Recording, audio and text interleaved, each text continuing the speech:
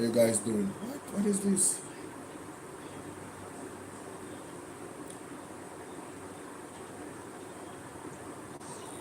Wow, wait a minute. Um,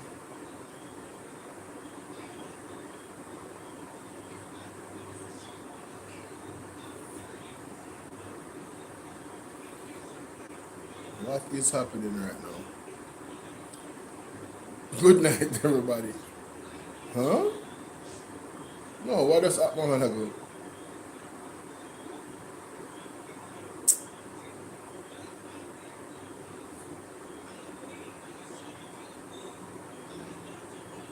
I need to restore the browser. Browser task manager. Browser. All tasks. That's weird. You know them weird looking something that happen more time? Just happen all of it. Alright. Let me regather my important yeah, I gotta regather these. Alright, let's get into it. Big up Colin Bell, make sure so you guys go over to Colin Bell Show. Zing, I'm gonna subscribe. That's where I get my economical understanding from through RALSTON HYMAN. You understand? I don't know about nobody else, but I'm listening to RALSTON HYMAN, ladies and gentlemen. He has been right too many times, even when people was playing politics and saying whatever. But he really put things into perspective, and he's not. I don't know about nobody else, but he's not biased. I don't see a bias in him. He's a numbers person. Carly, what's up, mama? Carly, ever there, no man. Ever there, no Carly. From what day I notice that algorithm is with you. Pick up yourself. I'm glad for that. I would love for that to be for the majority of the persons that watch the program when we go live. You know, the algorithm just beat them and then just come in and just smash up the like button and everybody just all have vibes in the chat and you know what I mean there? Yeah. I wish that was the case, to be honest with you. I really do. But hey, we can't have it all, you know. We can't have it all, ladies and gentlemen. We can't have it all. Let me save this. I need this. This soundbite right here, I need it. Yeah, man. I've got to start back to show them like this now. Although I know some I get a copyright strike or whatever, copyright whatever. I'll start back to show this. A whole heap of we have to build back, you know. Hey, the man in mash up everything. Mighty God. Everything that takes place. We have no place back. We have no set it right. The Cubans them know our own self. We have to bring them back. You are going to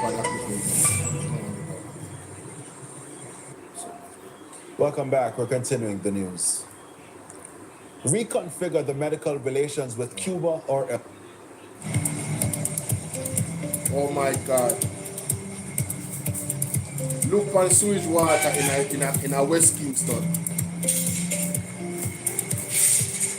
West Street in King. Oh my, ew. Sewage water cover the whole road. What could they? Mighty God. No man. Look on the whole road. Pay do the water. What a bag of government. Carry the way I go with Nehru. Pick up yourself, Nehru, and damnless you. No man, me have to show you this. No man. What kind of bag of business is this, Jamaica?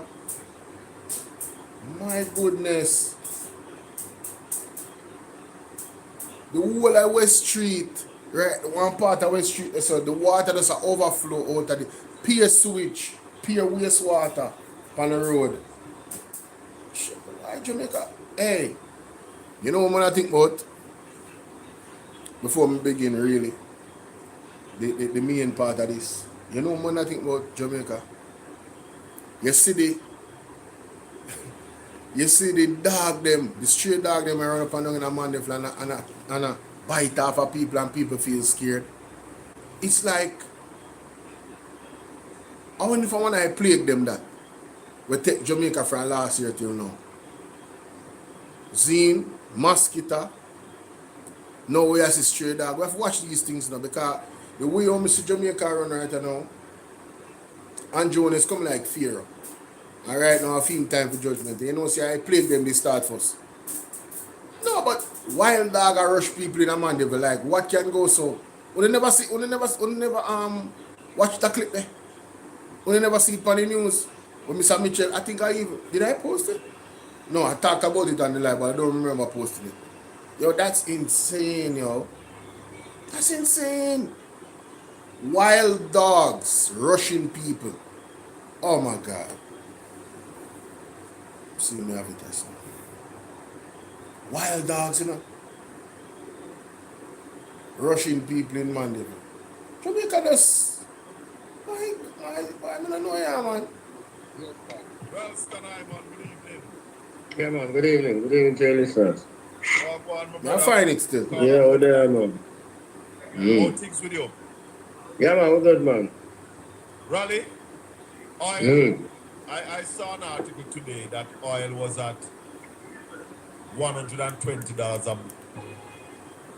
Did it end there? Well, no, it pulled back to $94 a barrel. That's the US crude, West Texas Intermediate cushion, which we price off, and Brent is now down to $90 per barrel after a statement from Trump that the war will soon be over. Oh, wow. Yeah, Double. Yep. So, is one man determined the war? Yeah, man. So it shows you how the markets, the markets are volatile because they move off of every sound bite. Fear is rising in Manchester as stray dogs continue to terrorize the town.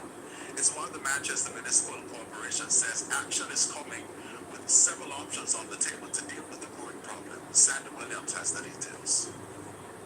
Residents in the town of Manchester say fear is creeping into their daily routines, and not from crime, but from packs of stray dogs roaming the streets. Several reports of attacks on residents have triggered alarm inside the Manchester Municipal Corporation. Mario Mitchell, chairman of the health committee.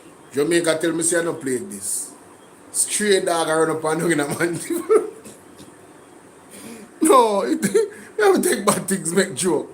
It's like everything that happened bad in Jamaica one time. We shall have no peace under Andrew Wannis-led government. It's bad enough. If we don't hear say accident go on, sewage, the market them, bathroom them now work. And all of this was happening before Hurricane Melissa, but it has amplified. It come like some plague leg up on Jamaica. No, me I tell you say, the man say in the video, the man say a month now. No, and a month, what him say? They've been having some issues with some week. Let me making here. Okay, here. The situation has been brewing for months. See me tell you? Hey, me have one good memory, you know. Months. The stray dog them run up and down in a Mandeville and go on with themselves. Mr. Mitchell, Mario Mitchell, he want to always dep on the talker phone all around the island for the PMP, that bridge in there.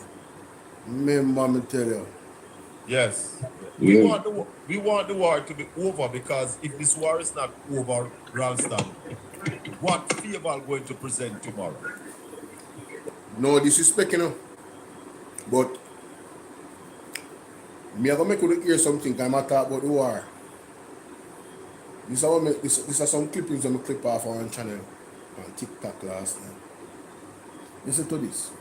Look, there are many options on the table. The way that Iran has conducted its attacks on the Gulf has not helped its case. And trying to go after civilian targets or spaces and under the mask of there being a possible American presence just doesn't make sense. And we've made ourselves very clear We've made our spaces inviolable in terms of not being used for attacks against Iran. I think we need to see how this moves on. The Gulf states are in a bind. There are many difficult choices ahead. There needs to be wisdom. I think their restraint has been something that's welcomed. And joining the front will not do them any good. I think it would serve into the Israeli playbook. This is not our war. We shouldn't be involved in it. And there is no end game. I mean, to topple the regime is not something that even U.S. intelligence assessments have agreed on, that this is not something that's in the cards. Let me end, Bader, if I can, with John, who, of course, headed an organisation that prepared those. So, the man talk to Kuwait, Virginia, 2 persons from Virginia. The bridge we hear talk a while ago, him come from Kuwait.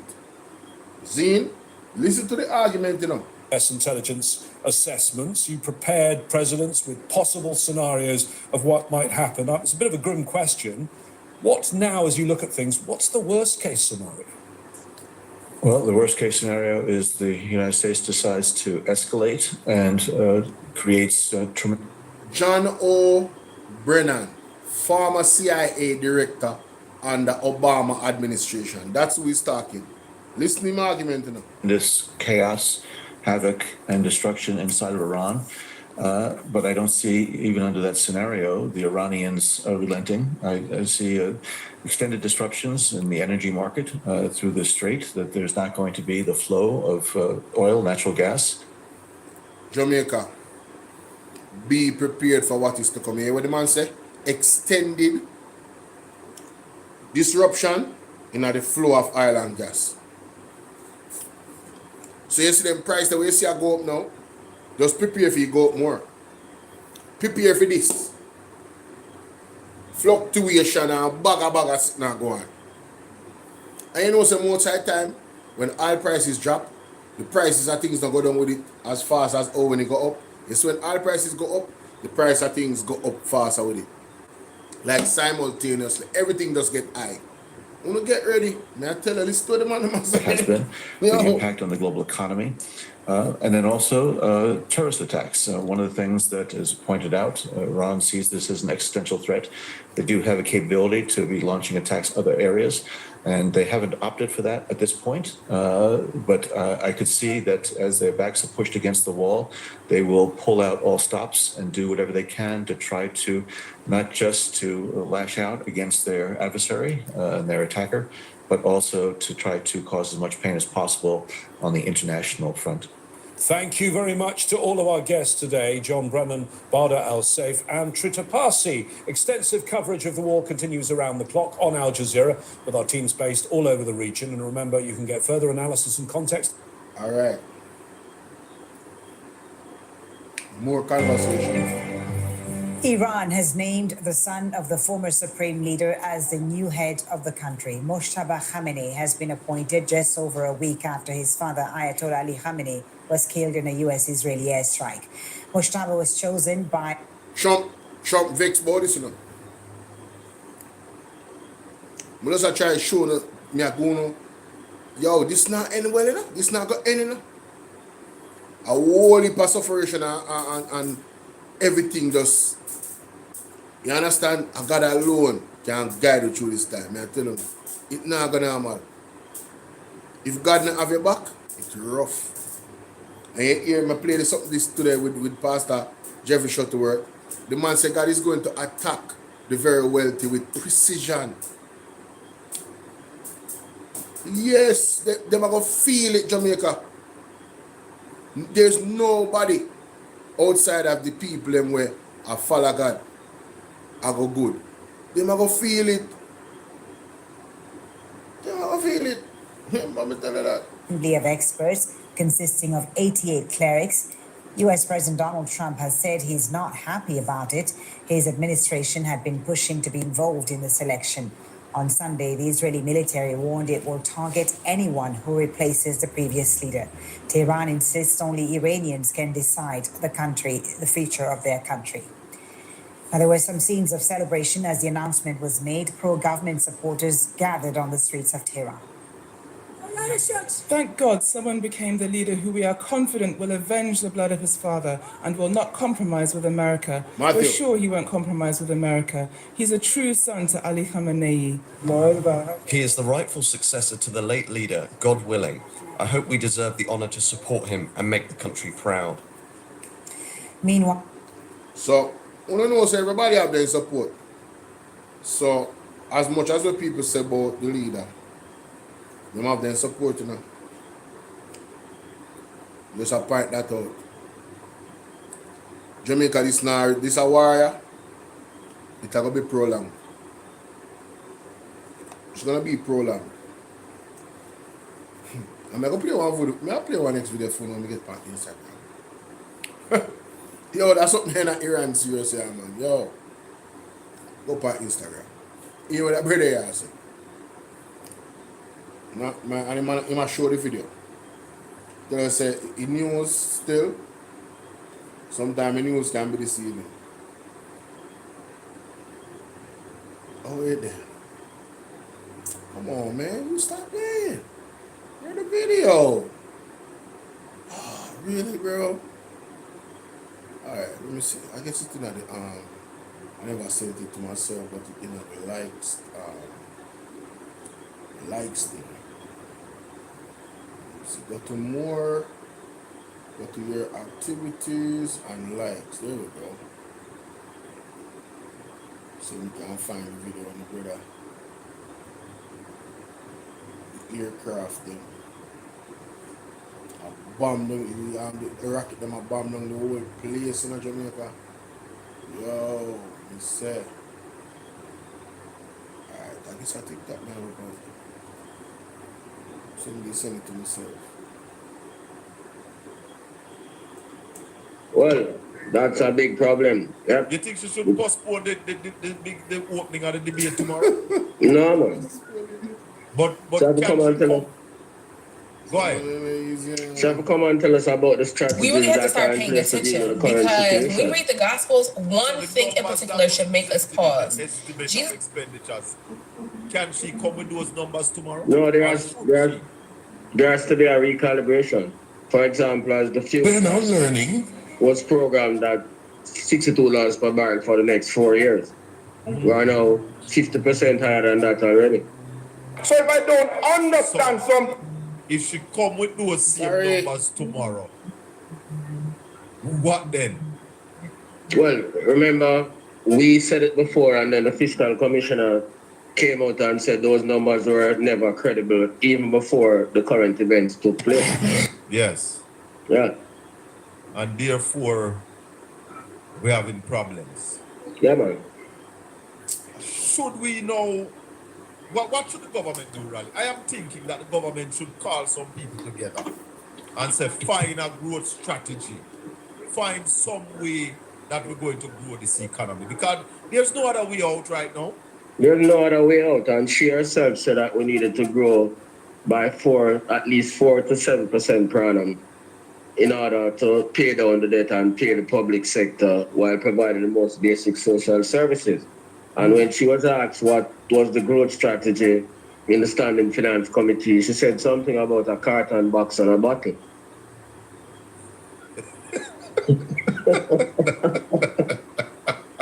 No, we're not trouble, you know. So you have to say a Fairval Williams supposed to maneuver us through this economical time under Andrew Honest-led government. I wonder if Andrew will do one speech tomorrow. Hey, you see me see Andrew in that place tomorrow. Hey, if me ever see Andrew, me not see Andrew the whole time, you know. I know when I see Andrew, you know. Andrew has been absent. If me see Andrew tomorrow.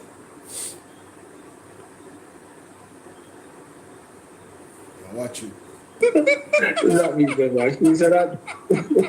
Crazy. A carton box. Madness. Oh, people. Sad, We have to take bad things to make laugh. Of course, I make laugh. But, hold on, Raleigh. I hear, hold on. Listen to this. Yeah, man. Because we've been talking about the culture and the creative industry. And I hear Nikisha Burchell ask Babsy a question. Listen to this. Yeah. Industries to GDP. Given that objective, could you indicate what is the current measured contribution of the creative industries to Jamaica's GDP?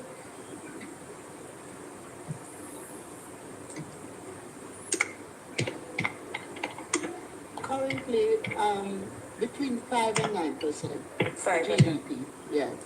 But we are making arrangements to actually have the data collected, so we will have empirical information that would inform policy going forward. Okay, and I'm sure you've set some targets for, the short and medium term. What's your target for the next 5 years? I tough question, man. The target would be certainly to double it. To double it. Yes. All right, so we move to page 6. But Raleigh, you hear that? Come on. Between 5 And 9%. 9. Isn't that too wide? Obviously, she don't know what is the value of the culture and the creative industry to Jamaican economy. Clearly they don't know. The 5% came from a study that was done by Professor Vanus James in 2007. They are still doing study. We about them. Yeah. This is something that Colin Bell is very passionate about, the creative industry. And the Jamaican government seems to have no interest in really tapping into it. But first you have to do the numbers. You have to do the studies.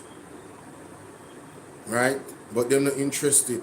It's something that should be bringing in massive revenue and making millionaires here in Jamaica through it, and multi-millionaires, because the creative industry can tap in at every market around the world. It doesn't really matter. It's brand Jamaica. It's us. It's the culture. You understand? The America does a very good job in tapping into that, even with like hip hop and stuff like that. You understand? They do a very good job in tapping into that. And it's been a long time, man. I think I remember one time I just spoke about something in regards to, brand Jamaica. Long time ago I saw a video with him talking about brand Jamaica. But then with him, it's really just talk. Like, you really don't see the manifestation and the focus and the push into the market. And if anybody is saying anything in the chat, my God, you know what? Let me put up, because this phone messed me up the other day when somebody was doing it to me. I didn't even see the what people were saying in the chat. Come on. So they are still doing. Mm-hmm. Hear what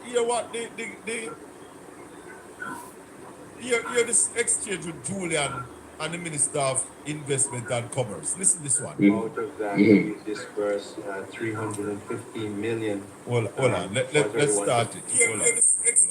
The government, through the former Minister of Finance, Nigel Clark, announced the establishment of a $1 billion film fund. Yes. Can the minister indicate how much money has been dispersed in the fund and how many recipients there are? Minister and members, while you're searching, write the questions down.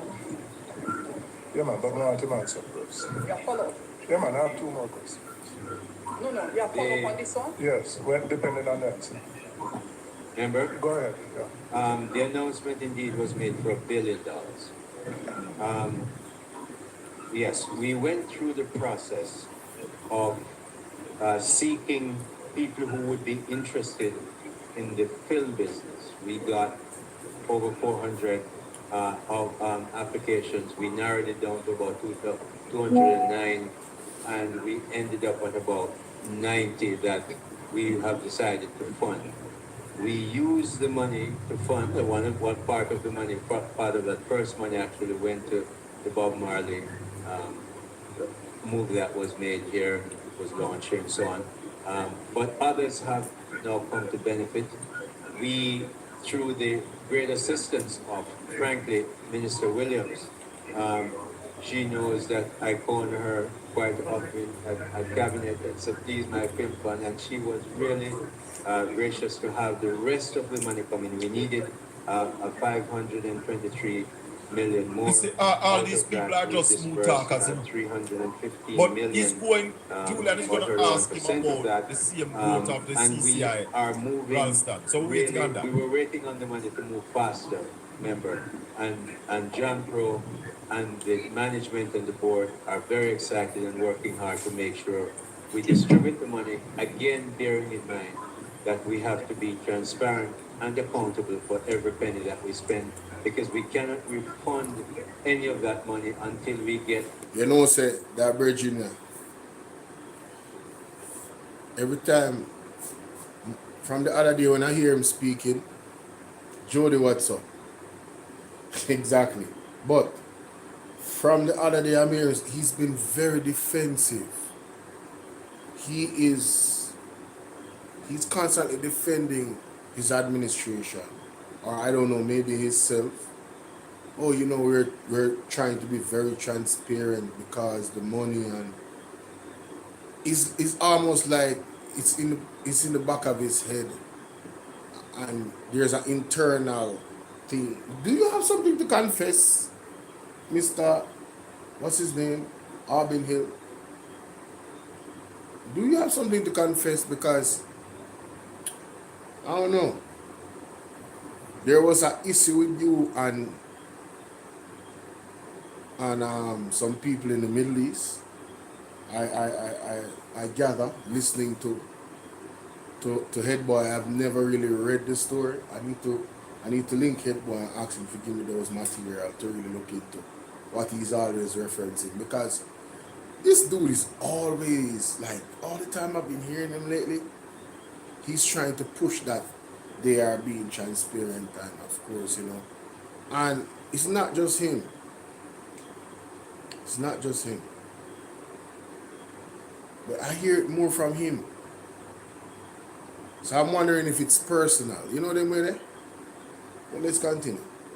Audited statements from the movie producers that the money has been spent, and we can verify. So your answer is 315 million has been disbursed out of the 1 billion so far? So far, because we only got 500,000. And how many recipients or if you want to categorize it by productions or films? I have 31% of the money dispersed. I can tell we have another 89 remaining awards to be paid. The amount is 564, 804. Right now, I can get the details for in a minute of how many were covered under 350. Yeah, I'd appreciate it if we could get the specifics. The second question, the ministry undertook to do an economic impact assessment to determine how to measure the value and the economic impact of the cultural and creative industries. Can you indicate what is the progress on that? That started, or it was announced 2 years ago. And I asked within the context that it is a largely informal industry and we have not been able to accurately measure it. Remember, you're right. This JBDC has been looking to do that work. I do not have those numbers, but by the end of the day or so. JBDC is here, right behind you. Yeah, I know that. So we will get you the information either later. So the entity in which has the numbers is behind him. Freedom, big up. Why he never asks? Why he never asks them for it? The man don't even look. Yes, we will get to that later. It's like, yeah, man, we talk about that later. Him not really want to get into it, ladies and gentlemen. He not really want to explore those numbers, because exploring those numbers is going to lead to more questions that potentially might expose him and his administration in terms of, you know, effectiveness or interest.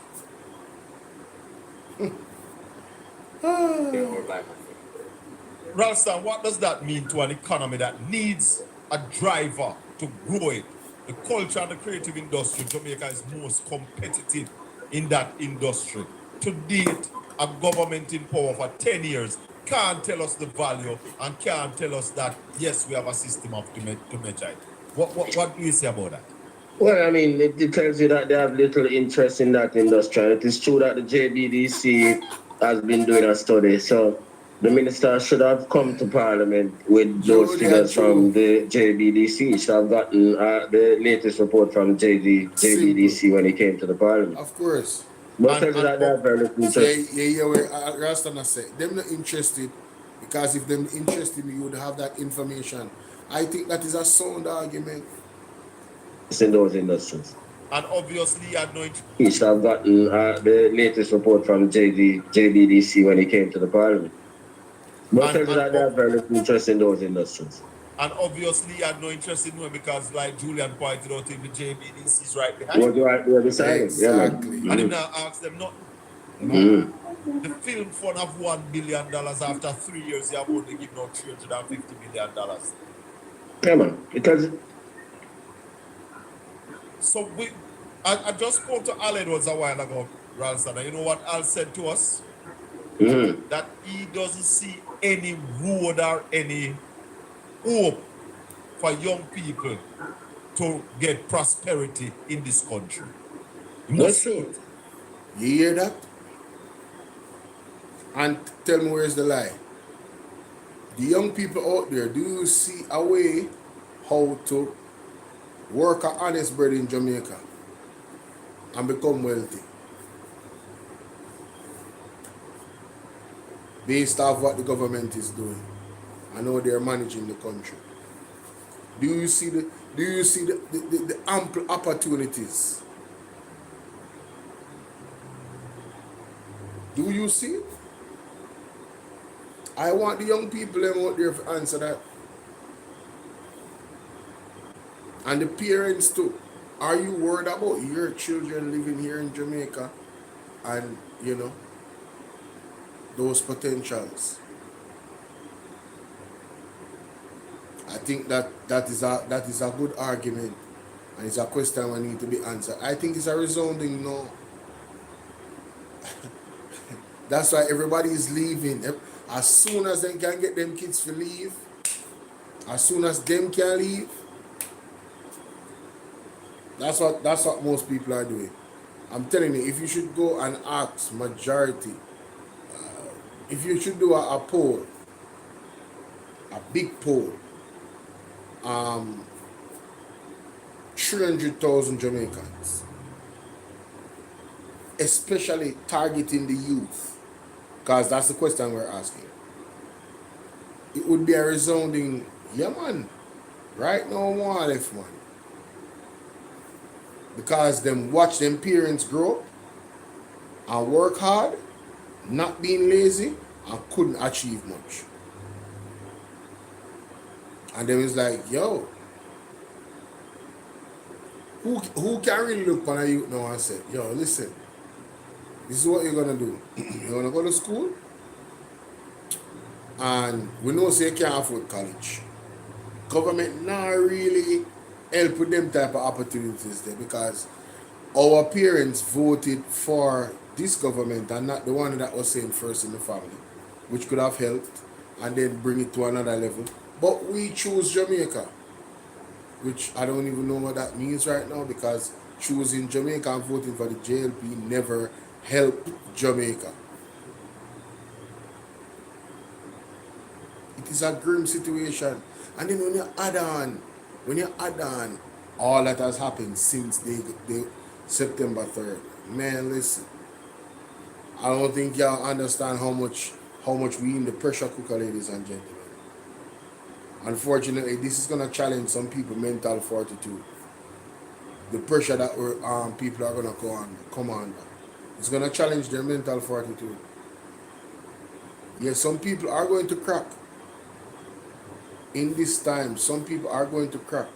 Unfortunately. Whatever you deem crack meaning to be, you know what I'm saying? I don't even want to get into the specifics of how many ways that could go, but we're going to see some people crack. Pressure, man, tell her, rough. It's correct. We can't see it. We're not seeing it. We're seeing the opposite. So, those people who are out there talking about praising the government and wonder if they can tell us where that is and point us to those things. Yeah, but how can they tell you and the minister herself tell you that it's a carton box and some bottles? Beverly, how are you? So come on, man. Come It's on. just partisan garbage. But if you're out there praising the government and saying 1 p.m. and all of that, you know, must be able now to show us how we are going to prosper. Where is the prosperity? You really believe that those people don't deal with data, them don't deal with anything? It's just gut feeling and partisan politics. So the minister herself said 4 to 7%, and she can't show you a roadmap as to how we're going to get there. Yes. So how would they know? Yes. What about Jamaica said today? Well, them never did anything today. They mopped up a whole heap last week, so they never came out today. They're mopping up today. They mopped up a whole heap last week. RALSTON, Yeah, man. the fact that after Hurricane Melissa, we here on this platform, you and your program, was saying that the government should get started now. Yeah. Get started. Yes, I remember that. They have not started. And here is a war that will slow down the whole world, RALSTON. What do people have to tell us now? They don't know what to say. You don't know what to say. What is it that they're going to tell you? They don't know what to say. That is why Al is saying what he's saying, because that's what we're seeing. More hardships, you know, more problems for the next generation. Yeah, that's what we're seeing. He's saying to us that you know, see, young people are going to buy a house and buy a car and them something. He's correct. He's correct. Right now, we get from the Bank of Jamaica, the monetary base is shrinking. It shrunk by 13.8 billion in February compared with January. So there was less money running in February than was running in January. Yeah. Prices going to go up, RALSTON? Yeah, man, then must man prices are go up all over the world. So what is going to make Jamaica exceptional? Once crude oil prices go up, it means that all prices have to go up. Want to hear that? So tell me something now, Raleigh. When we get to the prices at the pump, and the prices at the pump start go up, the government are take with money that's supposed to be insuring us against what? Exactly what is coming. What them all tell we say? I'm not telling you. What them all say? They just then gas prices will go up on the people after we have pay money to insure ourselves, Raleigh. But it went up last week, it will go up again. Well, I'm not going to explain it to the people. You see them explain everything? And the people must say no better than them. No better than that, they're not going to explain it. Jesus Christ. Yeah, them read the script right. And most of the people, there's below uproar like all the American people. There's an uproar in America now. That is why Trump is seeking an off-ramp for the war, because the American people start screaming about the high oil prices and the increase in price and everything. Remember, when oil go up, everything go up. Fertilizer price, jet fuel, everything go up. The American people start squeal, and that is why he's backpedaling now and trying to find an off-ramp. So when you hear that, Jamaica, we just have soak up all that pressure, sassy, in Jamaica. But the people living in America have all already, you know. Trump under pressure right now. From the public, under pressure right now. Because American people are depend that. The bag of oil price I go up. I don't know what is wrong with us, you know. I really don't know what is wrong with Jamaican people. I really don't know.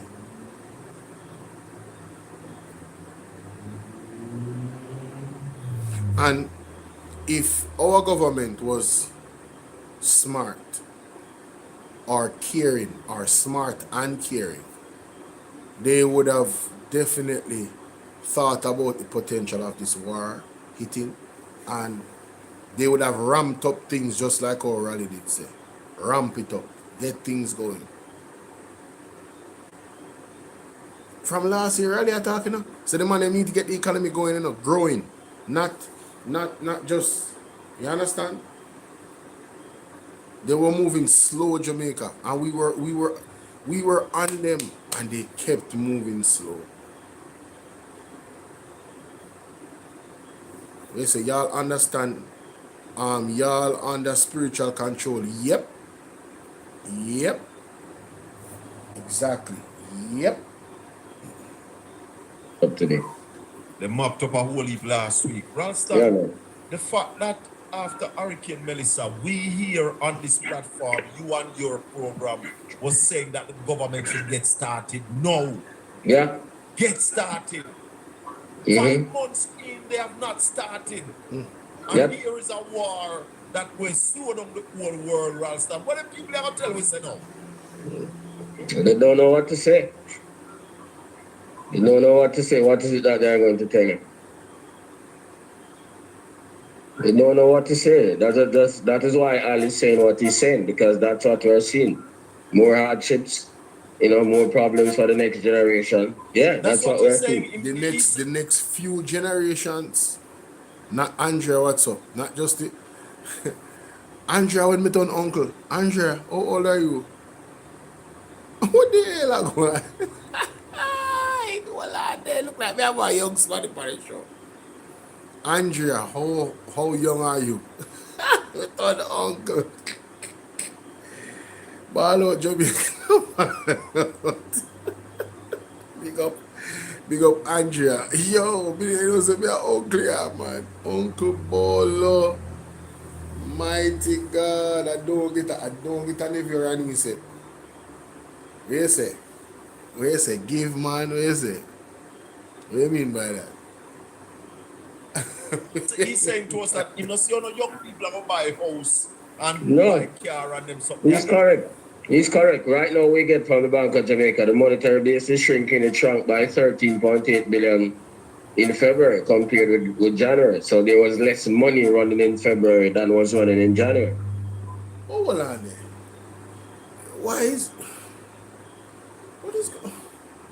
Why is my chat on my phone saying something different from the chat in there? So you say Choman and this one say give man. What? No man, something go on with the language, man. Something go on. Yeah. Price is going to go up, Ralston? Yeah, man, and the man prices are go up all over the world. So what is going to make Jamaica exceptional? People. Once crude oil prices go up, it means that all prices have to go up.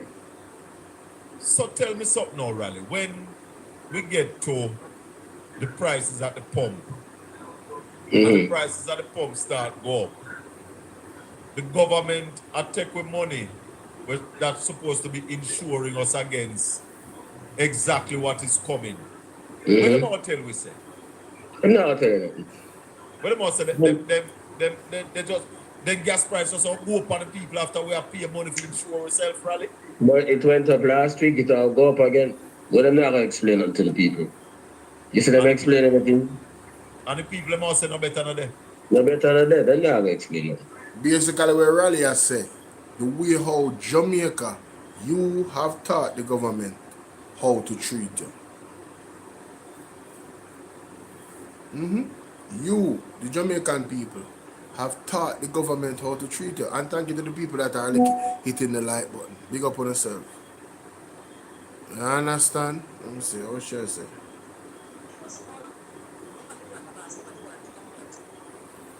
Alright, mama. Big up yourself. Jesus Christ. Yeah, them read the script right. Them most of the people, there's no uproar like how the American people. There's an uproar in America now. That is why Trump is seeking an off-ramp for the war, because the American people start screaming about the high oil prices and the increasing price and everything. Remember, when oil go up, everything go up. Fertilizer price, jet fuel, everything go up. The American people start squeal, and that is why he's backpedaling now and trying to find an off-ramp. Good night, Samantha. Yeah, in Jamaica, people must get up and drink from Ambu and say no better than that. The West Indies cricket team. Yo, listen, Jamaica has such a defeated mentality right now. Only God can shake you and wake you up. We really under one spell for you, know? Really under one spell for you. No lie, it's just boy. Team fall out of the World Cup from the Feel first away, of bro. March. No lie, bro.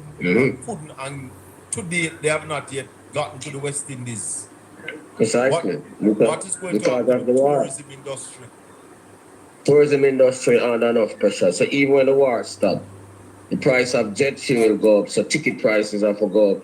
People have less disposable income, so global tourism is going to take a hit. That is why all of the leaders them and all of the people them are talking about why Donald is now trying to seek an off ramp. If you could talk to Favor tonight, because she's coming 2 o'clock tomorrow, what would you say to her, Raleigh? Yo, who is going to sit down and watch Favor tomorrow?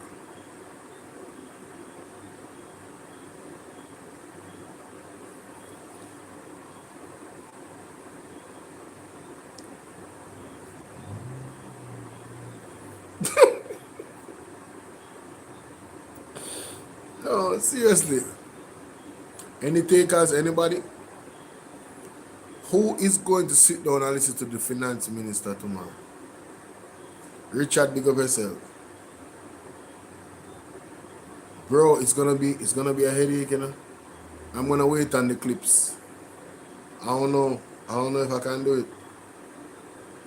I don't know. You're going to watch it, Sassy? Sassy D, make sure say you clip up if you clip up and tell me what you tell me. Alright? Clip up if you clip up and tell me what you tell me. I can't know. Me just may I try still. I gonna try still. But you know, you're going to watch it while working. Okay, you're good, you're gonna distracted. But for me like sit down. Why? I don't feel sorry for her. I don't know about her, but I don't feel sorry for Miss Favor. You don't see what Favor Williams? What's going on with what's your name? Miss Heather Miller. You never see? Auntie Favor gets sassy.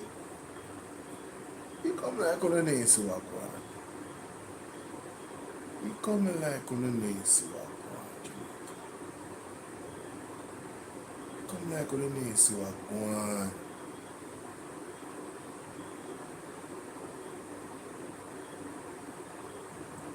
I'd say to her, you know, she can develop it now, but I'd say to her, develop a growth strategy aimed at earning more foreign exchange and saving more foreign exchange. So it means that agriculture, procurement, energy policy, creative industries, those things have to be paramount in what you are talking about.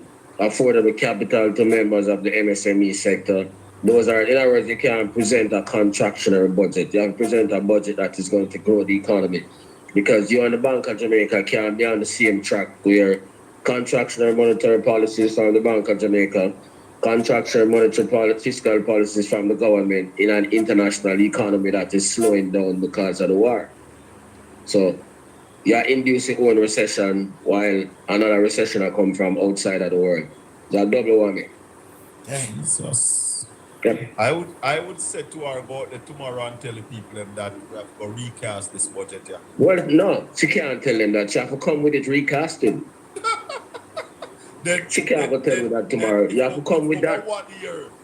You have to come with that and say, yeah, and say, Madam Speaker, there has been a number of developments since the budget was first cast. So as a result of that, this is what we are presenting today in order to mitigate the impact of what is happening internationally on the Jamaican economy, as well as the full impact of Hurricane Melissa, because the budget thing was crafted before the damage loss assessment was done in relation to Hurricane Melissa. And the budget was cast on what? $48 billion worth of damage instead of 57. Yep, 48%, 41% damage rather than 57. Yes, yep. And then there's a global crisis. So that is how she have to start. If she don't start like that, then a waste of time.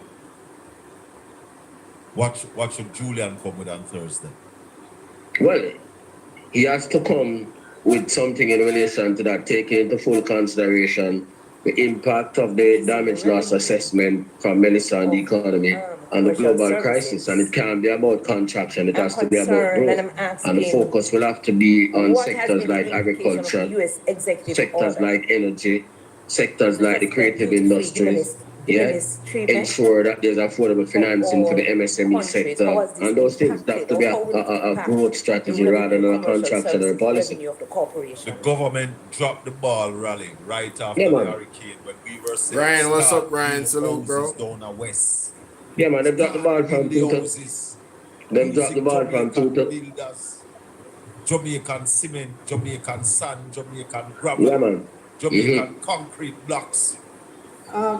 So, member, Them thank you dropped for the that ball from question. 2016. Not just now, from Yes. 2016 the ball dropped. Yep. Because the over focus on debt reduction and not investing in the country and the people. That is what caused the slow growth, and that is why the damage from Melissa was so great, because they weren't investing in those things. That is why the average growth rate was 0.8%, because they were never focused on production. They were always focused on debt reduction. They were running the country. Yeah, running the country on behalf of the IMF and the ratings agencies, not on behalf of the people of Jamaica. Simple. The man them sink with Jamaica. The Jamaica Labour Party sink with. There have been some good little boys for the organization to keep Jamaica one economic foot in our neck. The man them has not done all the things that was recommended to do what they know can be done to grow the economy. They always boasted about the financial discipline and prudence. I always said it, if there was prosperity, the hit that we got from Melissa wouldn't be this great. And what it has exposed how great it is for so many different ministries. We are in a, it's like, man, we are really in a bind, Jamaica. And I don't think people realize how hot the pressure cooker is getting every single hour of the day. You know, them not realize say water get hotter now. Because them the day in the pressure so long, and them a beer and them a beer and them a beer. But if you was to, for you to understand how hot the pressure cooker is right now, if you was to be in a good space and understand what it is to live a comfortable life, real comfortable, and then come into this heat, this pressure cooker, you would have jumped out same time to save your life. But because we used to hard times, the money must have turned up the blood pressure palm with Jamaica. And it's all talk. They talk about climate resilience, but then what did they do? The drains weren't even cleaned properly. There was word about contractors not getting them money, and one bag of mess. The bag of government. The all talk peer chattings government. Not really prepared government. Andrew Jones go upon CNN and go tell them say, we have a strong and credible strategy, recovery and preparedness and recovery strategy. So when Melissa leaves, we'll be able to reach the people immediately after the storm is passed. That never happened. No matter when they tell you say that never happened. Right now, if your mind sharp, you go check. Some people not see them all now. Some people not see them all now, Jamaica. They don't reach them all now. What is the real death toll for Hurricane Melissa? Have they concluded that?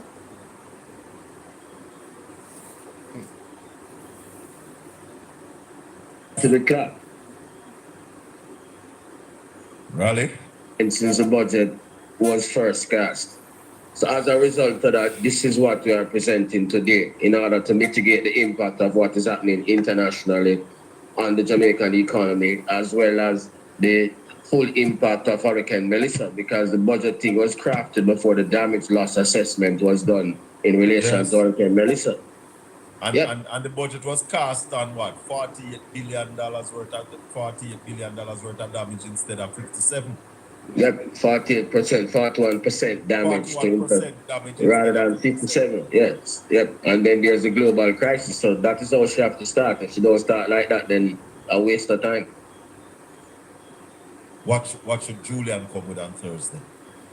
Well, he has to come with something in relation to that, taking into full consideration the impact of the damage loss assessment from Melissa on the economy and the global crisis. And it can't be about contraction, it has to be about growth. And the focus will have to be on sectors like agriculture, sectors like energy, sectors like the creative industries, ensure that there's affordable financing for the MSME sector, and those things have to be a growth strategy rather than a contractionary policy.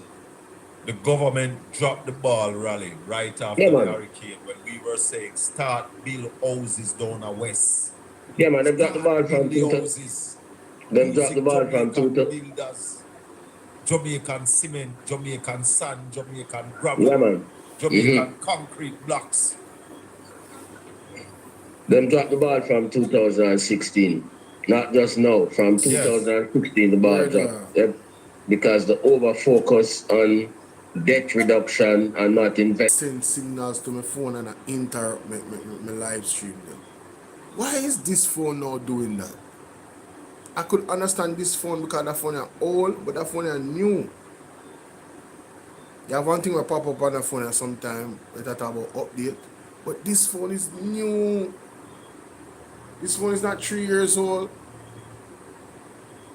What year this a phone I make? New. I don't like that, bro. Them dropped the ball from 2016. Not just now. From 2016, the ball dropped. Yep. Because the over focus on debt reduction and not investing in the country and the people. That is what caused the slow growth, and that is yes.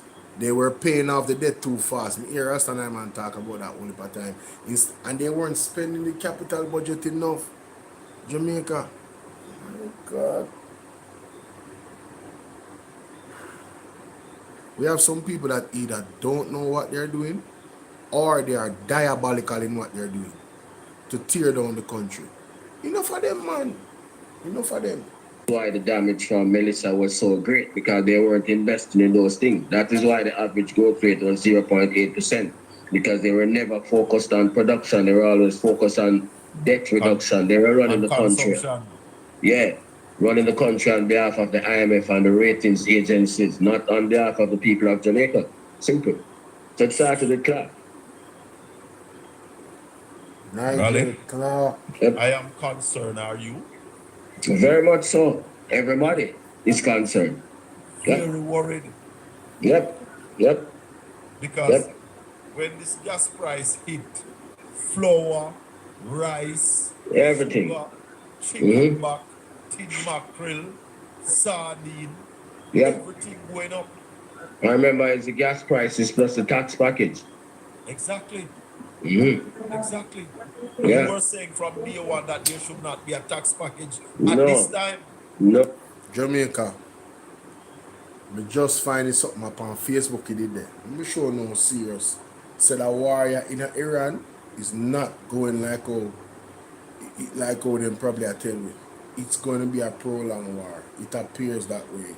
Based off reports that's coming out. See? Alright? Listen to what that Virginia said. I'm going to show you up on my phone same time. You know? But listen to what that Virginia said. Yeah, that's what I'm going to find it.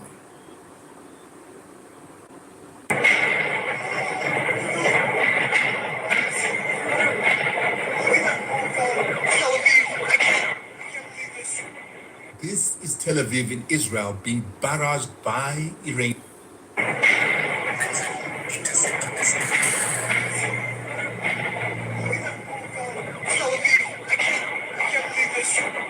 This is Tel Aviv in Israel being barraged by Iranian missiles in broad daylight. And the reason why Iran can now do this with impunity is because they employ the strategy that I spoke about yesterday.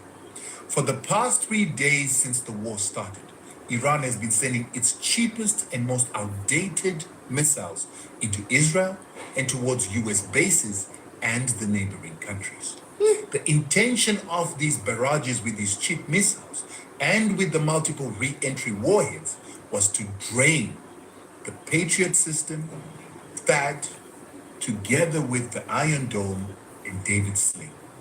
You see, these systems use very expensive interceptor missiles. And now these interceptor missiles are being used to bring down cheap and sometimes decoy missiles. And now they're running out. And as they run out, then the Iranians are now bringing out the real big stuff to begin to hit their targets with this kind of impunity. Iran learned a lot from the Iraqi war, and they made sure that they would not make the same mistakes. They realized that America comes in to destroy your launchers and your missile systems, so they began to dig their missile systems into mountains where they cannot be bombed. They also made sure that they used the vastness of their country to separate their missile systems so that American jets cannot go throughout the country destroying them. And now they're taking these missiles out of these bunkers and destroying the enemy. War strategy, ladies and gentlemen. If these reports are true, it appears that Iran has been waiting and salivating for America and Israel to make a move. They have been prepared, it appears. This is going to be a long one, ladies and gentlemen. Buckle up. So I'm speaking directly to, listen, them have their own conflict. I'm speaking directly to how we are going to be affected because of a potential lengthiness of this situation. And we have a government that has a minister of finance that is locked in with the prime minister that decides to up the ante where our taxes are concerned for the most. It is so bad. So our taxes have increased. I know things are gonna get more expensive. Remember I said taxes go in a percentage, you know. So if the price of the item goes up, guess what? If it's 13%, it's 13% of whatever the price is. Jamaica, buckle up. Buckle up. And we can, for those who want to lean on them people are foreign, they might feel it too. They might feel it too. So everything I got tighten up now in Jamaica. Everything I tighten up.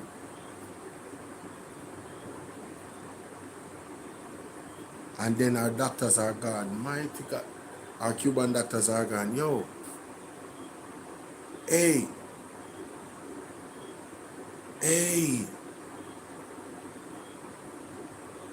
Who hear Cliff Hughes? Who hear Cliff Hughes? Don't play Cliff Hughes. Who hear Cliff Hughes about the doctor then? Let me say Cliff Hughes Part being held on to. Yeah, we're now learning that their movement in Jamaica was restricted. Their passports were being held on to. Yeah, they could not form certain social relationships here in Jamaica. They were, and I think the word used by George this morning was most appropriate, they were in servitude. That cannot be right. That cannot be right. And there are now many questions. God, we're now learning that they're Let me tell you something. You see them people here are real propagandists with you.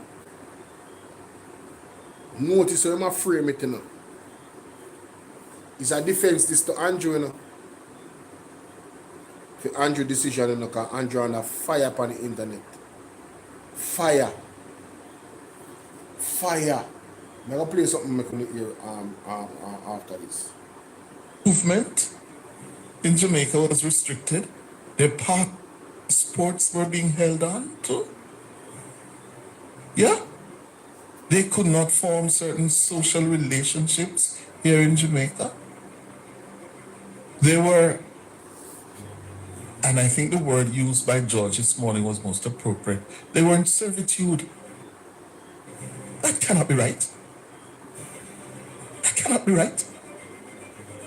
And there are now many questions for the Jamaican government to answer.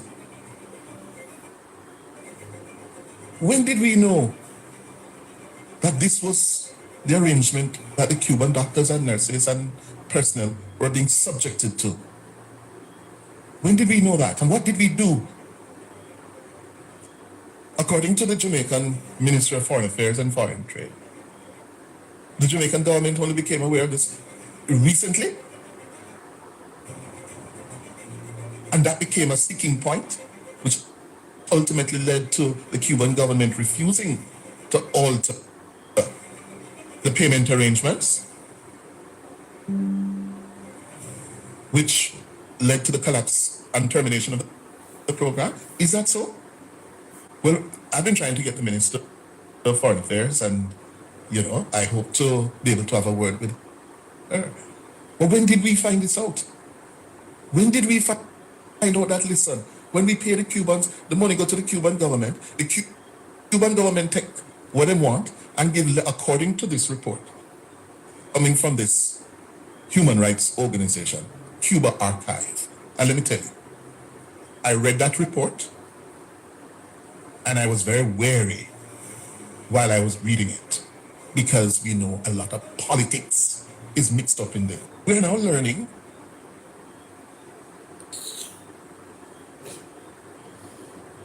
This dude right here, man. One of this anti-favor, ladies and gentlemen.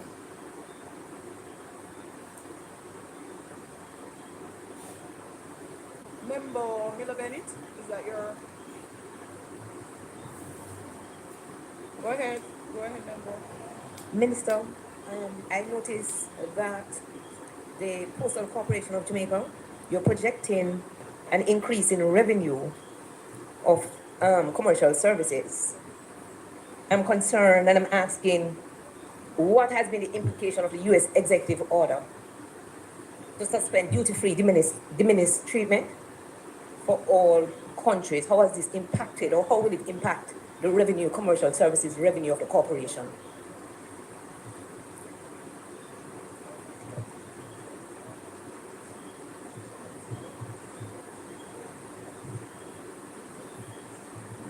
So member to us that they're seeing any severe impact or an impact from that policy. Minister, that's a main income stream for the Postal Corporation. So I think it is important to know how this impacts it, in addition to the fact that many post offices were affected by Melissa. So your revenue income your commercial services revenue would be impacted, but you are projecting to increase this in the upcoming year. Is there some other way to increase this?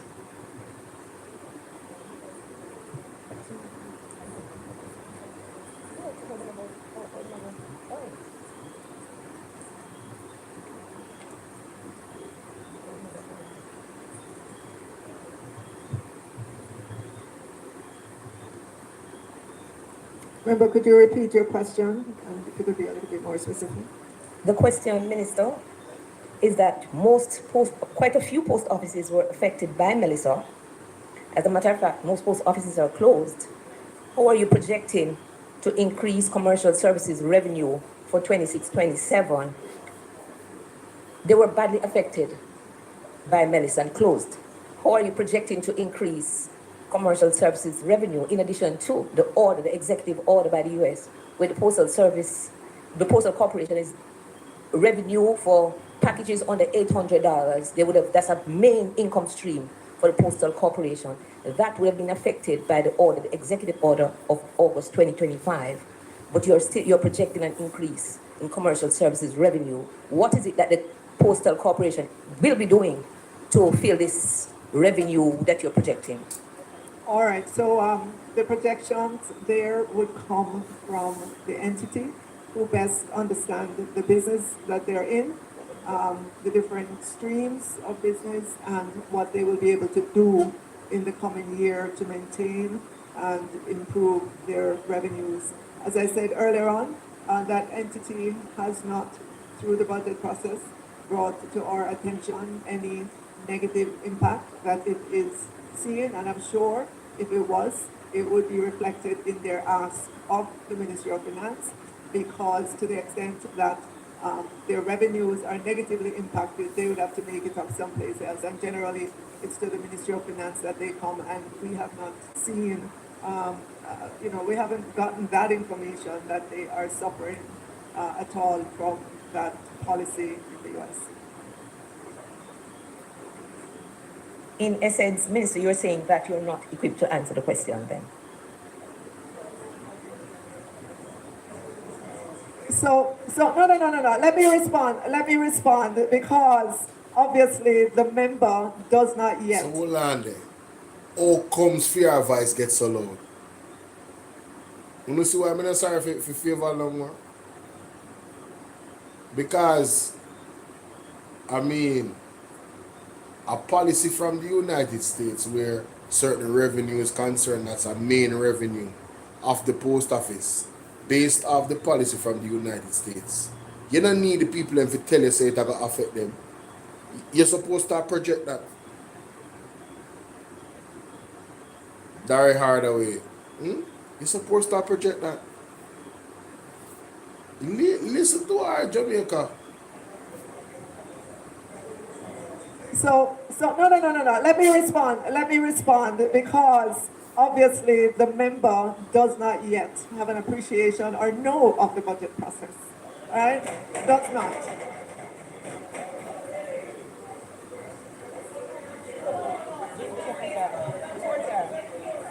She just does not know. I'm trying to explain to her.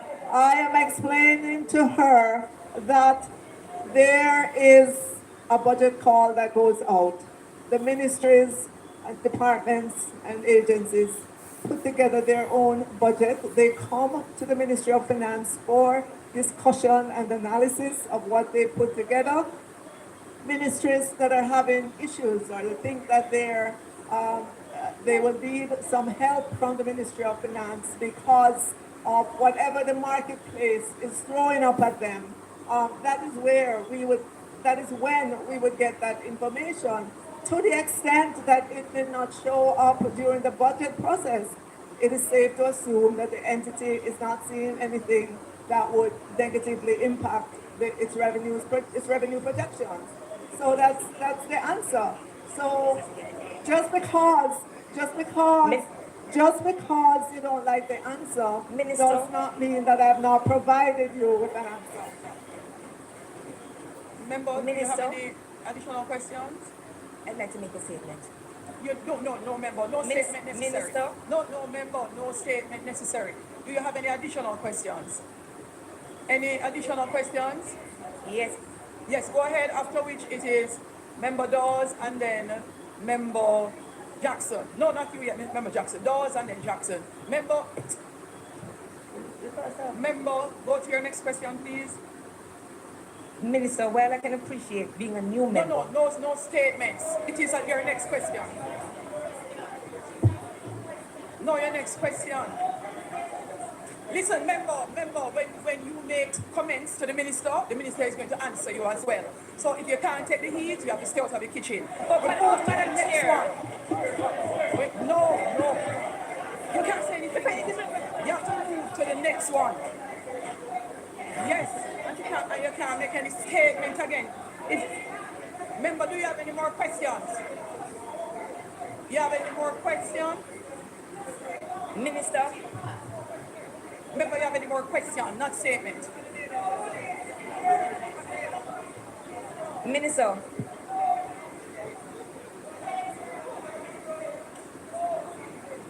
Minister.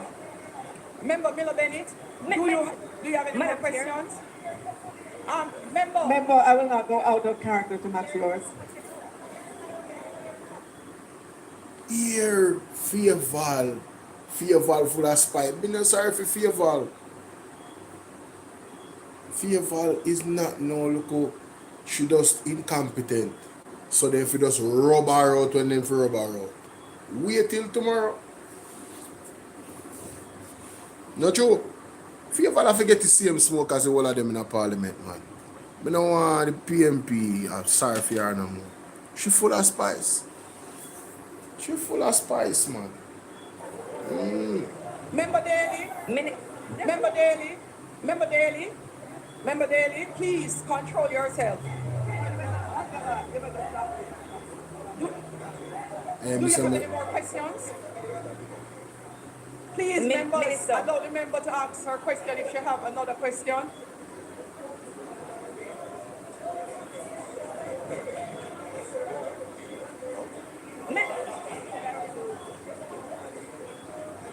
Minister. Is on. Member Miller Bennett. Member Miller Bennett. Member Miller Bennett, if you're taking instructions from other members in the House before you can move to your next question, if you have no other question, then you will have to let me know you have no other question so I can move to the next member. So I've been asking you, do you have another question? And if you can ask your next question. You notice I've been asking her?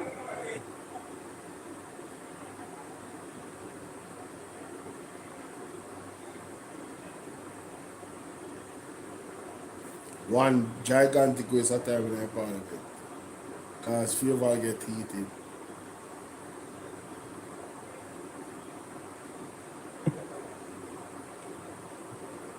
Minister, is it because I might be new to the process? Why is it you believe I cannot ask about gaps in the revenue? And for your information, Member, your next question. I have independent thought and actions. Member, your next question. And that is not a budget number. That's another statement. My question is, Minister. She turn off her mic. Turn on the mic. Turn on the mic. Mother end, man. I tell you. All she have to do about the lady answer. Member Dawes, please turn on your mic. Member Dawes. Member Jackson, you're after Member Dawes. No, I yield to Member Jackson is yielding to you. Go ahead, Member Jackson. Madam Chair, I have a question on 16,004. But before I proceed, Madam Chair. Member Jackson. I will proceed. Thank you. And I'm proceeding to say. Member Jackson, man, get to your question. Yes. I'm proceeding to say what my question is. I am sitting here as a member of the Standing Finance Committee, like all members, because in the Constitution, all members of Parliament have equal standing. Standing Finance Committee is not for that, member. Madam Member Speaker, Jackson, am I going to be permitted to say? No, go to your question. I am framing my question how I choose to frame it. No, you guys need to Baga stop. baga, you know? Members. She baga, you know? Listen, members. She terrible, man. She make half an hour waste right there, so because of she. Full half an hour waste. Good day. Of Parliament, all here for Standing Finance Committee on an equal basis. The Standing Finance Committee is for the purpose of discussing the budget numbers. This particular Standing Finance Committee is even more special than we have had for others because our work is extended to the discussion of revenue numbers in a far more detailed way. So we will be here until tomorrow morning and we'll continue tomorrow until tomorrow evening. And we are all prepared for that. I am asking members, stick to questions in respect to the member. And so member chat it. Chair. I will pick up from where I left off. Is that a question, Member Jackson? Madam Chair, if you listen, you'll hear. Is that a question, Member Jackson? It is a question. I listen to Member Jackson, you know. You know, I believe one of the things that we're in an infant school. Madam. You know, say a Jamaica Parliament alone run so. Me say me can't wait for God put them out of them. Just get them out, man. Real baga, you know, man. And she upset it, you know. A half an hour the woman waste people as speech she got take. Madam Chair, I want the Parliament to bear in mind that this is a house of members. Of members. Not children. All duly elected by the people of this country. And I don't know about anybody else. But nobody that must be here. My point, madam, and question.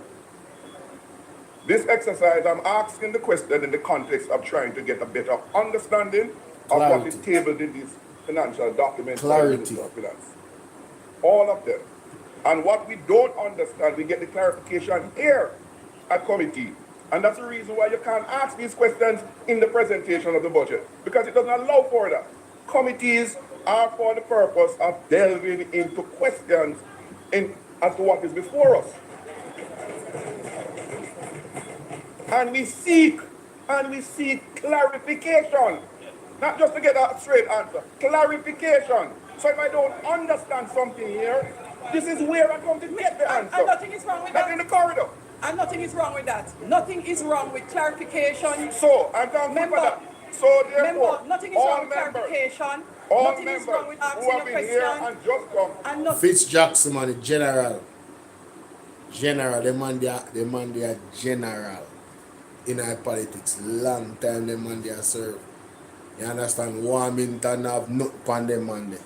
You feel me I deal with? Yeah. No look at joke. Samantha, big up yourself. The woman she just, ugh. She can't stand, brother. Yo, me don't know, but them spirit, they really have one nasty spirit, brother. Yo, them have a nasty spirit, real thing. Have the right to seek clarification on any question that they have. And Member Jackson, we are not of any discord in that respect. I'm thankful. It was a statement that was made by the member to the minister. And when the minister responded in a way that the member did not appreciate, I'm saying it's going to happen. I appreciate that, Chair. That is the point. I'm very welcoming of that, Chair. Yeah, so go ahead, Member Jackson. I'm very welcoming of that. And that is the point. So go ahead, questions and clarification. My question on page 16,004.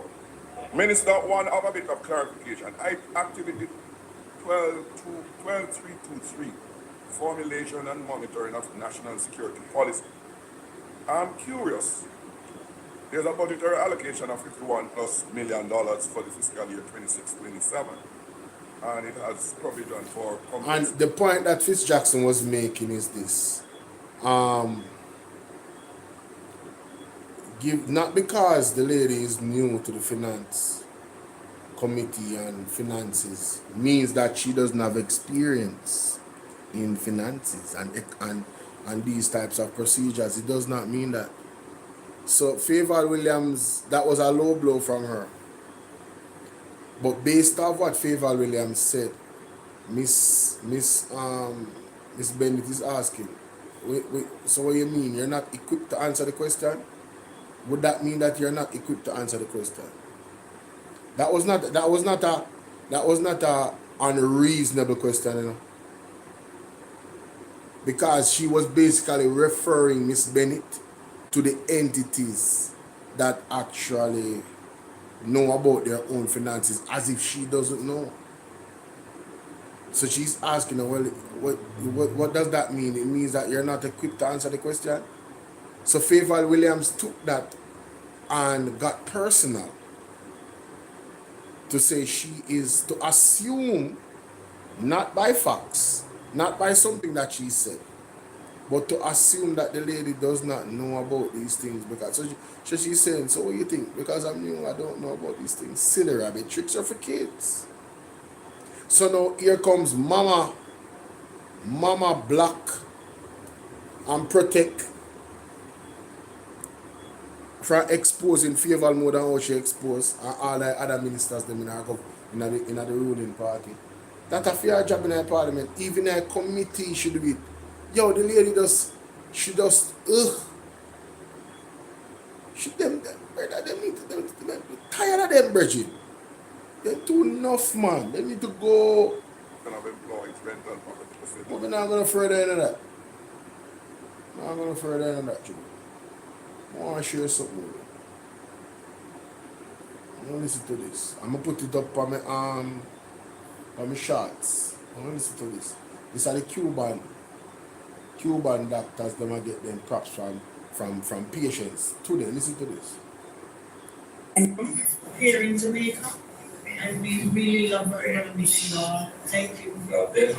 So that is a Cuban doctor saying, we love and we're going to miss you all. Listen to the people now who are the patient now. You're welcome. Thank you. Thank you. When you people in this country, when you miss you a lot and then the government will make their decision, they're going to regret because they're going to be a lot of people in Jamaica who are going to be totally blind. They can't afford the cost. So your people you are so excellent. Your integrity is real. Yeah. You hear the elder? That a one person in it. Tired of them the true man. The man say your integrity is way up and you guys are excellent. And the government is going to pay. Yeah man, them are going to pay for what they do, man. Because man I say a whole heap of people in Jamaica go blind. Because these people are not there. Hey, man.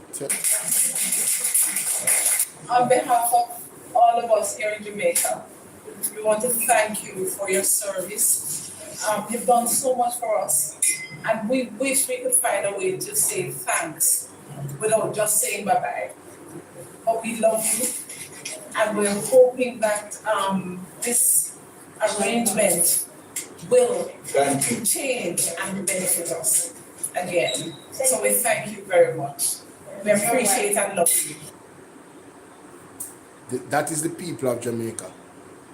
That is coming from the people of Jamaica. I second, third, fourth, fifth, 100 million that.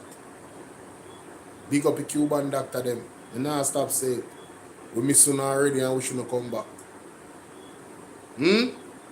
Talk truth, Jamaica. Talk truth. Let it be understood and let it be known. Let it be understood and let it be known. We really appreciate them, Bridget. No joke about that. The people them about out. Right? No, not that one. No call me no. No call me no. Hey. Don't call me no. Hey. Don't call me no. Let's go to the cleaner. A clean and a pure rhythm. A clean and a pure rhythm. Clean and a pure rhythm. Clean and a pure rhythm. Taxing manufacturers, not a recovery strategy. Rotted, people get hot. See tax ya? Hey, you know, yeah, I know. JMEA run right. Oh, this come out when? This come out what, 2 minutes ago? Breaking news, ladies and gentlemen. The JMEA run right out. You know what them I say? I will put a read aloud this time. From what they have BAT, you know I play from what they have. I think you know I play.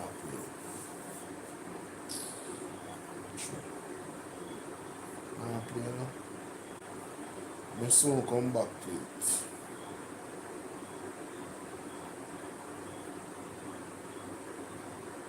Decision. Give me a second, John. Thanks to the help and the input of the Ministry of Finance, specifically Minister Williams, and the Financial Secretary, and of course, the new Minister of Efficiency, we were able to work out yesterday and get approved by Cabinet an agreement to fast-track the restoration to end of January, latest early February. Don't clap yet. Don't clap yet. On the basis that the government of Jamaica is not prepared to negotiate any extension of any license other than the process that is going to take us from now until 2027 when this existing license expires.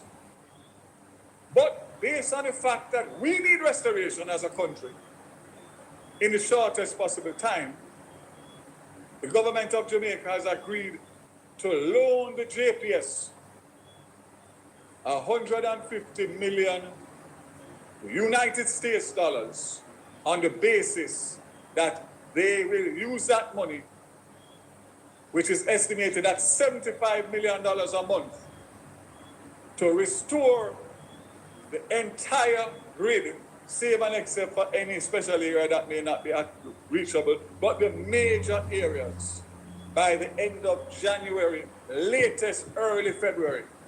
What are the terms to make sure that the government and the taxpayers are fully protected?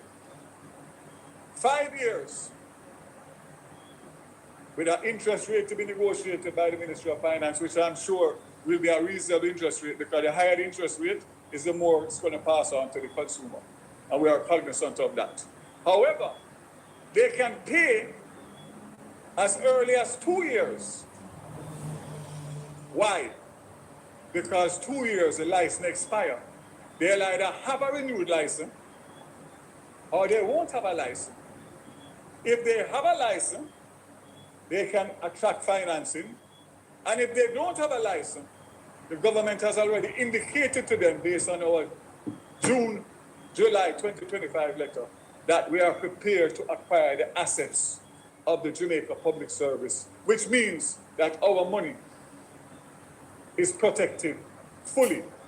So there is no risk to the Jamaican government or the taxpayers. What we have done is skillfully separated a negotiation of a loan and untied from all of these proposals of extensions. I want to point out to you very carefully. That's very nice, guy. That's very nice. Anyway, Jamaica Manufacturer and Exporter Association, JMEA, expresses serious concerns over the government's decision to expand the environmental protection levy to 100% of manufacturer sales, warning that the measure could weaken the competitiveness of locally produced goods and inadvertently favor imports. Jamaica, want to hear that? We don't need to go no further into this article here, though. According to the JMEA, this decision to expand environmental protection levy to 100% of manufacturer sales warns that the measure could weaken the competitiveness of locally produced goods, inadvertently favoring imports. Who have import license them again?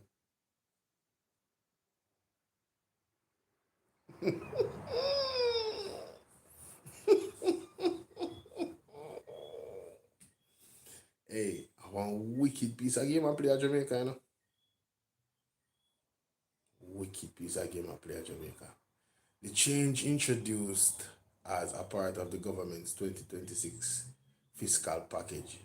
2026-2027 fiscal package. It's projected to generate approximately 3.6 billion in additional revenue, while acknowledging the government's need to raise funds for national recovery efforts. The JMEA, in a statement, cautioned that the policy could have unintended consequences for one of the country's most productive sectors.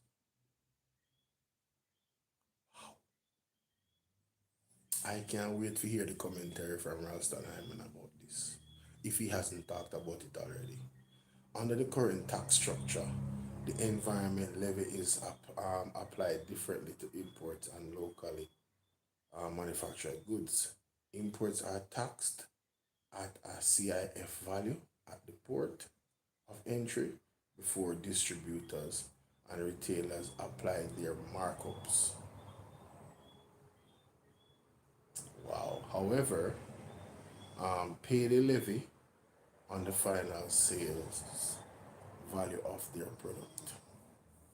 Historically, the disparity was partially addressed by applying the levy to 75% of manufacturer sales, reflecting the estimate 25% markup typically applied to imported goods after they entered the domestic market.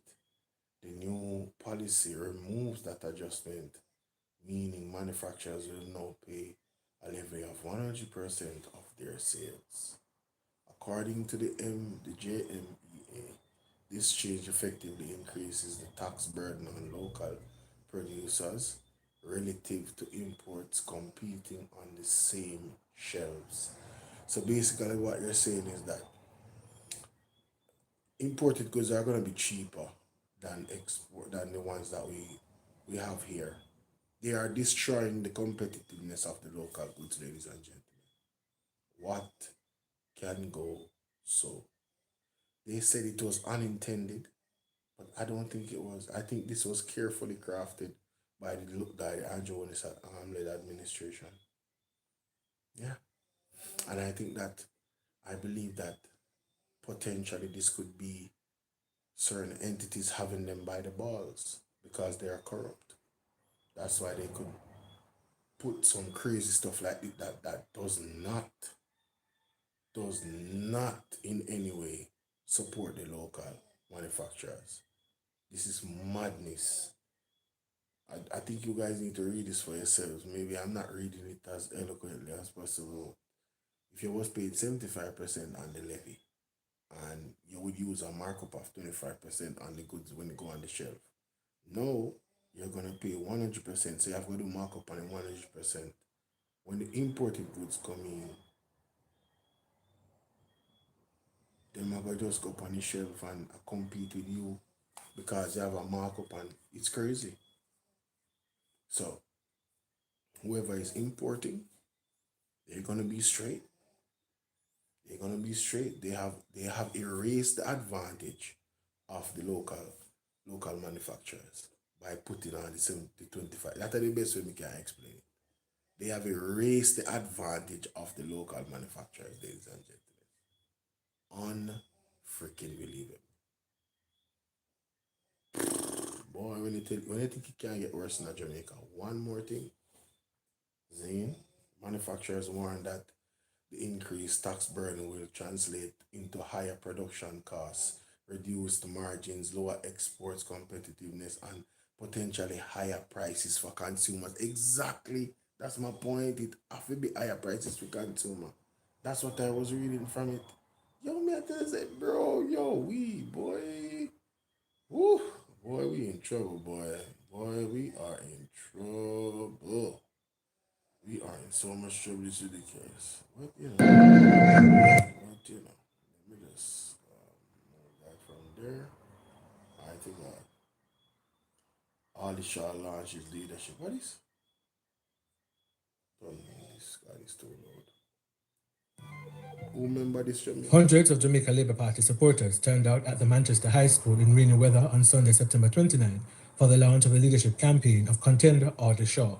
Shaw would speak for just under 30 minutes on his plans and potential should he be elected in the face-off with incumbent Andrew Holness, but not before a series of endorsements and some blunders too by JLP officials.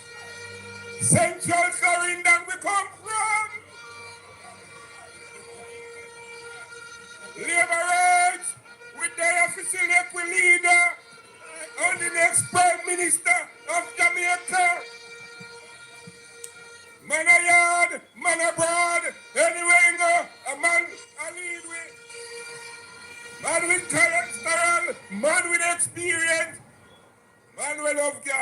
Malayad. We are tired. We are tired of being in opposition. We are here today. We are here today to ensure that when the next elections are called, we will become government. And once you are that leader of this great party that is bringing forward love and unity, we are not going to stop. We start campaigning as of then because it is victory. PNP, goodbye. The true winner is not going to be Holness or Shaw. The true winner is going to be the Jamaica Labour Party. It's not that we love Holness less, but that we love the Jamaica Labour Party more. Let me take out the mic and talk. I want a leader who not intimidated by bright people when they're around him. I not say I bright enough, but enough bright people in the Labour Party. I'll find the original clip. Yo! I want a leader who is going to work with everybody because everybody have a role to play. Whether you're a brown man, money man, NDM farmer, PNP farmer, once you join the Labour Party team, you're part of the Labour Party and you must work to make sure we get rid of the PNP.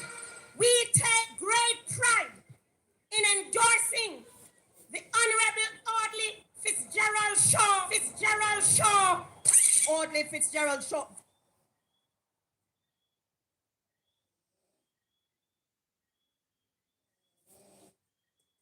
Fitzalbert Shaw, our main speaker. I take this opportunity. The Honorable Audley Fitzgerald Shaw. Audley Fitzgerald Shaw, Fitzalbert Shaw, our main speaker. So Darim Pona support all the shot too. Yeah, whole heap of banger in the JP party still. I take this opportunity personally to endorse his candidacy for the position of leader of the Jamaica Labour Party, not only on my own behalf, but on behalf of thousands of party supporters and delegates all over the island. I welcome and accepted the invitation from a media house for a national debate with Mr. Andrew Holness, the party leader. A national debate. And I welcome that debate to take place before the leadership elections at any time, any venue, and any topic of the choice of Mr. Holness or the media house. My brothers and sisters, wrapped up in my decision to run for leadership of the Jamaica Labour Party is my firm belief that the people's voice must be heard in the party and in Jamaica. Once our voices are heard, we can achieve victory, not just for the JLP, but victory for all Jamaicans. And the ultimate victory which we will achieve is to fulfill our vision of a peaceful and prosperous society. These are the 3 V's of success and moving forward. The voice of the people to be heard, the victory for democracy in the JLP and Jamaica, and the fulfillment of our collective vision to build a new Jamaica. We need a reformed public sector bureaucracy to simplify doing business in Jamaica. We must make it easier to pay taxes, receive pension benefits for our pensioners, and receive justice and protection from the state.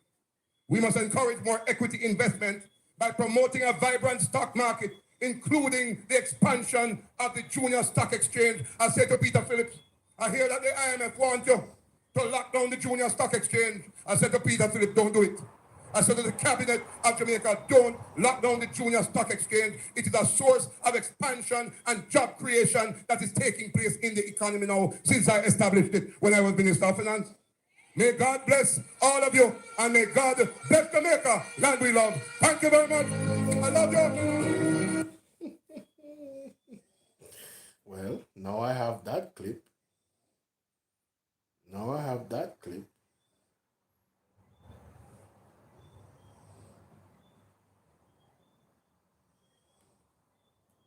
I said to the leader as I was leaving, I'll call you in the morning because the work for uniting the party is still necessary, although I've not won.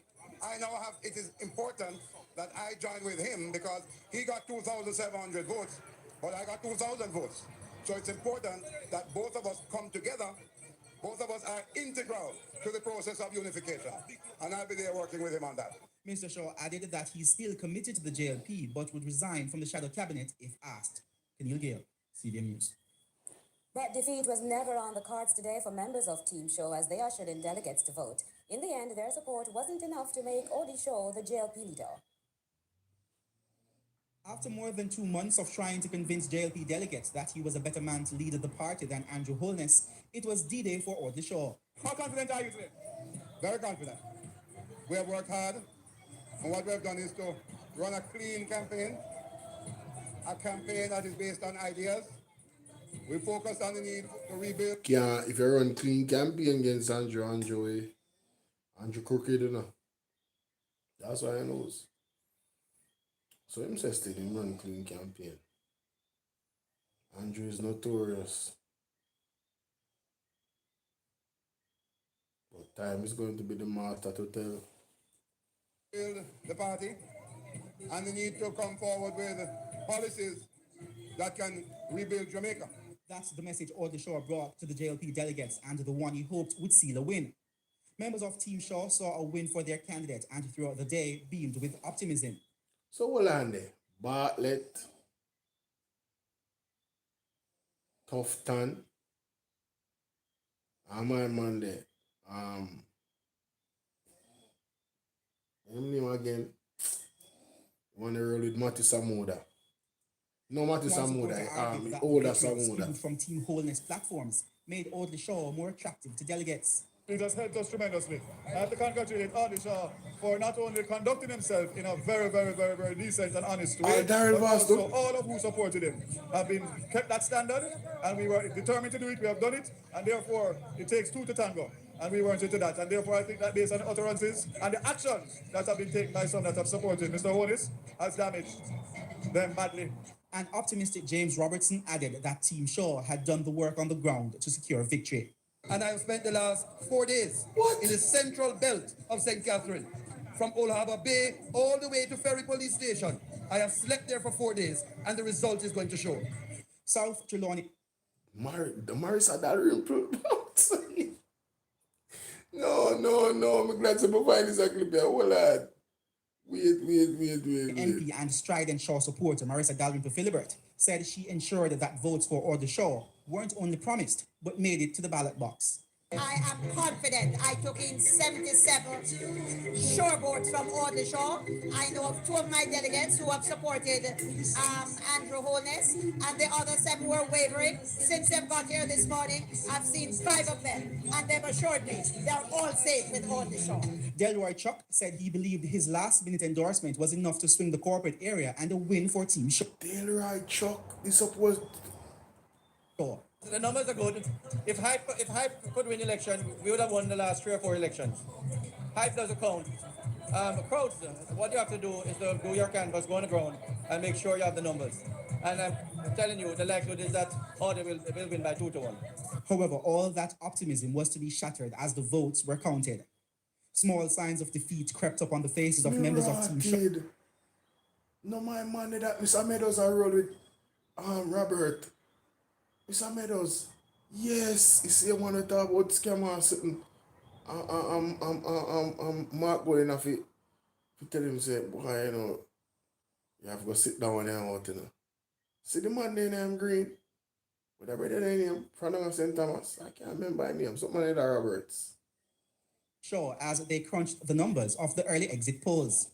Supporters of the challenger began leaving the stadium car park as whispers about their candidate's defeat became louder. After a while, it was hard to find any Odi Shaw supporter, and after the announcement, only a few who stood up boldly for Team Shaw were around. Michael Stern, who chaired Team Shaw's Area Council 3 campaign, theorized why the bid failed. I know that in my Area Council, right? My figures stood up because we brought in the first set of delegates early this morning. We moved out from early this morning from 4 o'clock in most of the constituencies. And we account for most of the seats by 7 o'clock. And they were in the line here, right, with their armbands. So basically, we did our part in my Area Council. There must be some fall down in Area Council 1 and 2 to have seen a result like this. Wow.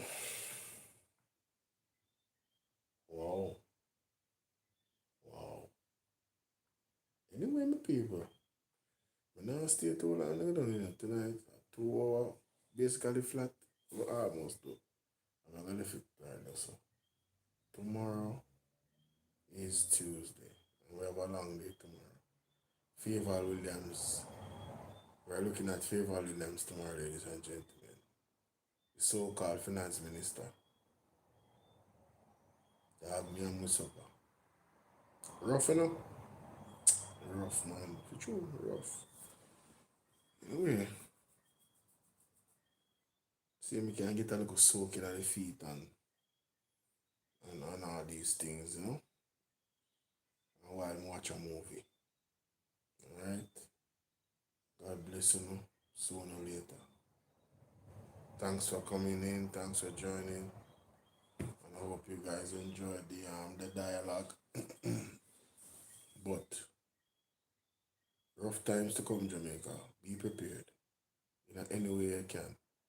Put some money, raw cash, as much as you can put if you are in here. You know, if you can get the people if you send you a barrel, if you're supposed to depend on we are ready. I mean, war is right there going on, a whole heap of things, everything I get expensive. Like, man, store water, start plant, pumpkin and melon. Remember what the apostle said about that? Start plant pumpkin and melon. Yeah, man, pray and ask God for guidance. Yeah, pray and ask God for guidance. That is it. That is it. Man, it's gonna be rough, bro. It's gonna be rough. Real talk, it's gonna be rough. Appreciate y'all. See y'all later. Have a good one.